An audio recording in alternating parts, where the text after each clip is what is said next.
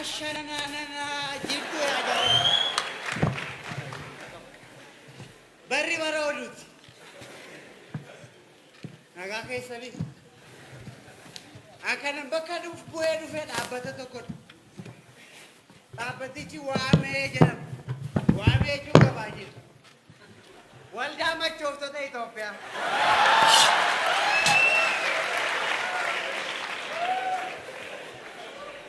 Waldaan keenya barana bu'aa cululuqaa argamsiise.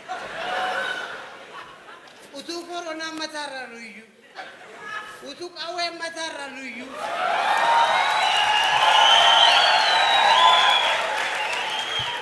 Nama dhugaatiin Machooftoonni 17 guddinu. Yeroo maaliiti? Yeroo oduuti. Amma oduu dhaggeeffanna. Hayaataan dhaggeeffanna. Reediyoon biyya kanaa kabaja qaba. Mitiiree. Akkam jirtu daawwattootaa fi dhaggeeffattoota keenya bakka jirtanitti nagaan keenya isiniif haa ta'u amma yeroo oduuti. Dhuguma yeroo oduuti laaga jenne. Oduu waliin ane Tamasgeen Bayyaneete.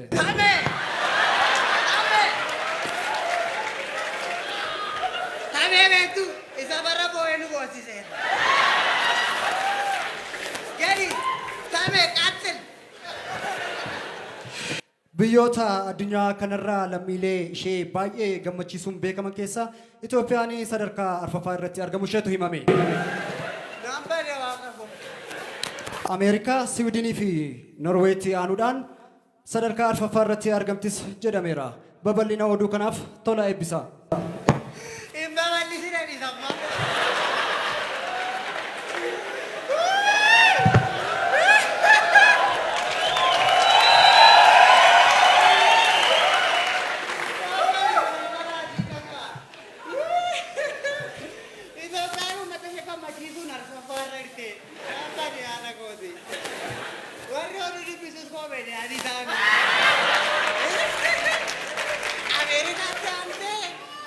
Amerikaatti maalaannan utuu battaan iyyuu Somaaliyaa Sooriyaa taana. Baay'eedha dhigan. Gammachuu maali gamna jedhan? Maal gammachuu kuni uffata Booranaa beelaan wajjiramaa horiidhaan taa'oo lagaaffiin go'anam. Moo uummata isa wallaggaadhaan manni irratti gubatee buqqaaruu ilaallataa seenuun gaaffii qaba.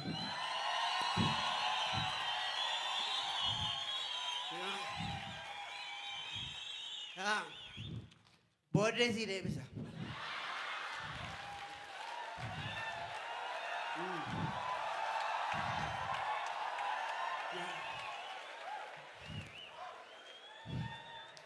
Baay'een isaa ulfaataadha. Harka walitti rukutanii birrii as keessa keessaniitu booda nyaata nuuf iddoo biraatti. Gammachuu tokkoof arfaffaa ramamaa ta'e.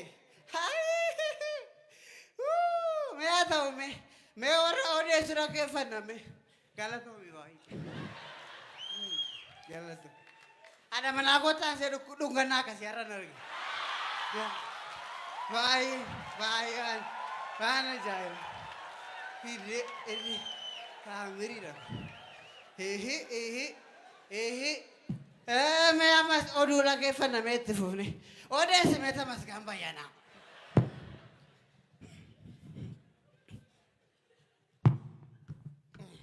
Oduu biyya alaatiin immoo Raashiyaan Yukireeniin weeraruutu himame. Baga weerarte. Pirezidaantiin Yukireen wareegama barbaachisu biyya keenya keessatti kaffalla malee biyya gadhiisnee hin deemnus jedhaniiru. Pirezidaantii garaa kutataa. Biyya koorratti wareegama malee dhiiseen deemuu edee kan waraanatti dhite pirezidaantii tokkoon beeka. Eenyudha beektu Mangistuu Hayilamaariyaam. Raashiyaan Yukireenii weerartee dhiistee maal lagashi hamma mana dhugaatii keenyatti hin bu'initti. Maali weeraruu kun hin jedhu adhiyoo kana mana dhugaatii keenya bira namicha tokko jiru. Oromoon Addis Ababaa nu jalaa weeraree jedhe. Maqaan abbaasaa badhaaniidha maqaan namichaan beeku. Maali? Siluma yeroo maqaan abbaa badhaadhee ta'e shakkee wanti jira. Waan tokko ganaadha wanti hundumtu. Hin weerartanii nuun jedhu. Giittiif goonee weerarra. Daadhii keenya to'a itti gochaa weeraraa deemnu. Biyya abbaa keenyaati eenyu abbaa ishee nu dhoowwarre. Maal ani kan Oromooti hundumti isaa. Waan sirriifu kan Oromooti. Waamee kan hundeesse Oromoodha. Kunoo nutu keessaa hooggansaa machaa'aa jira.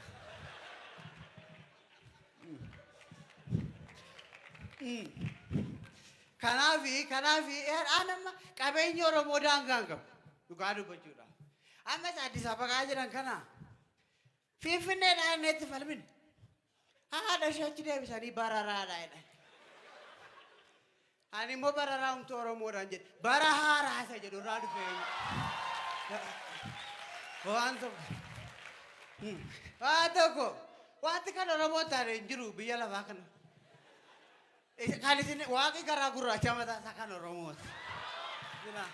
Ela achi haa fudhatanii.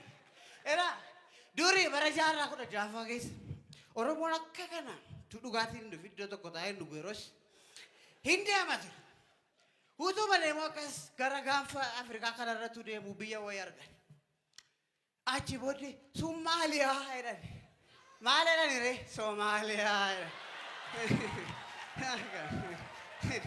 jedhan. Somaaliyaa kan eenyutu jechuudha? Kan Oromooti.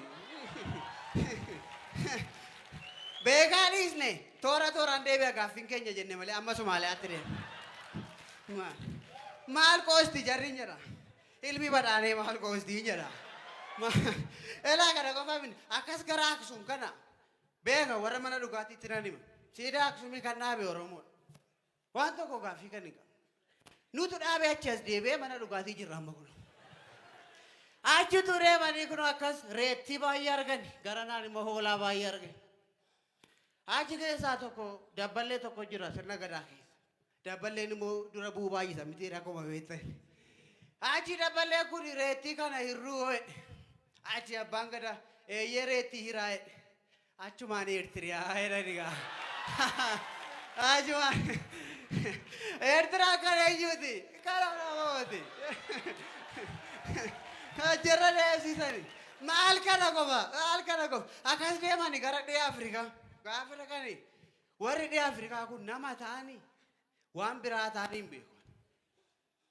Isuma argu Oromoon tokko ne maali kuni? Achumaan maali jedhanii biyyicha moggaasan. Maali kan eenyuuti ree? Kan Oromooti. Achumarra deema. Oromoon hin dhaabbanne yeroo baay'ee deemaa ture. Isa amma deebinee naannoo tokkotti gallee teenye miti. Afrikaana keenya ture yeroos.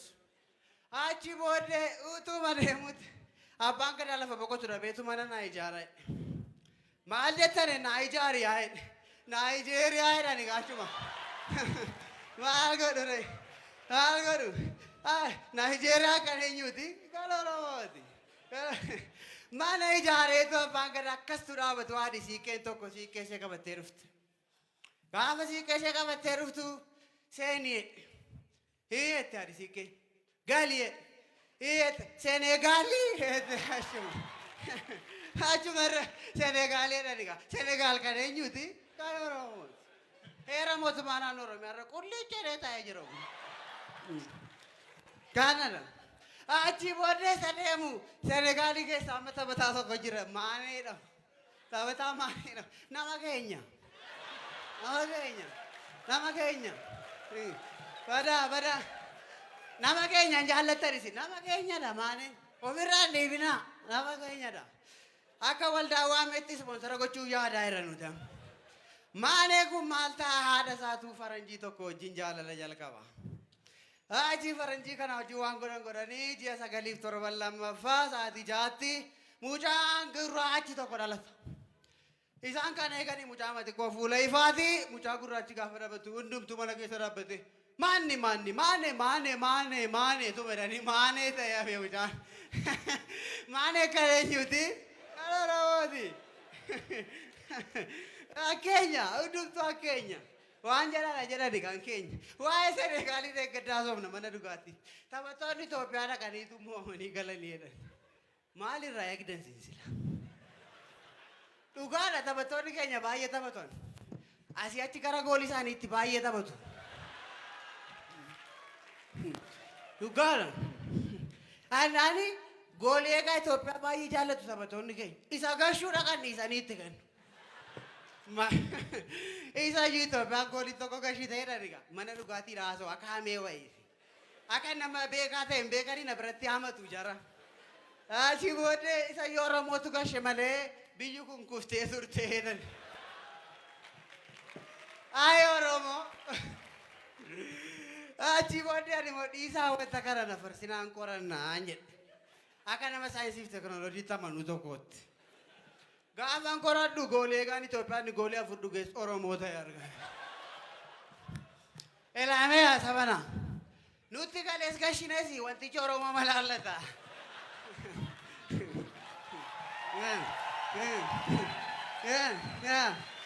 Kala miira keenya ilaalaa itti adeemuutu gaariidha. Dudduuba biyya kanaas fuuldura biyya kanaas kan jiru eenyudha? Oromoodha. Kanan jedhan. Amma tamasgeenitti deebinaa jechuudha. Tamasgeenaa seeni.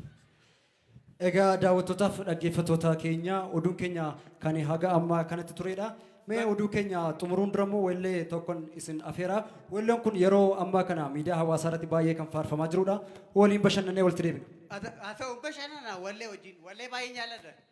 Erga dheeratti nagante malee.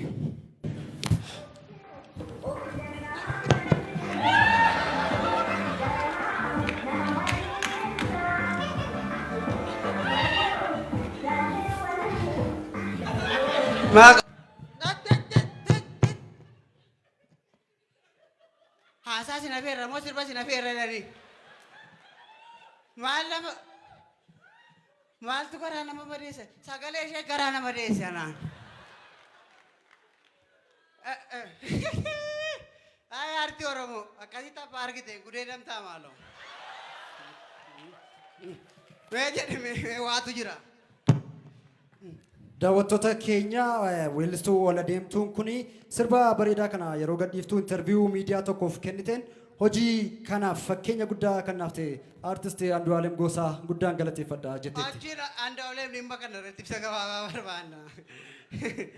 Yaada dhuunfaa ishee kan kennite aartistiin kuni Gabbarrii Haafus jetteetti. Ahaa isheedha abbaan dubbii. Gabbarri Haafoote sirbi keessa haafu nuyi warra dhiiraa immoo fuudhuun isaa haafuu jennee ragaachumaan.